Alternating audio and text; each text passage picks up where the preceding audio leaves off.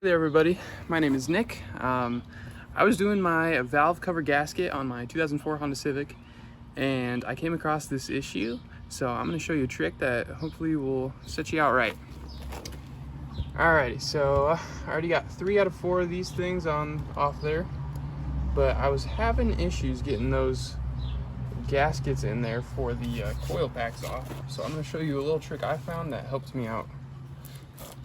So you just got to get tiny little screwdriver or flathead, and you want to be very careful not to hit the metal here.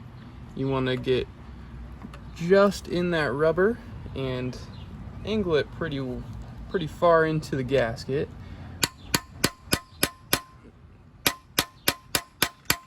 Just give it a few knocks and then shimmy it under there a little bit, and then as you go farther in, make sure to tilt it more towards yourself so you have a more extreme angle inward, and just shimmy it under and it should pop right out like that.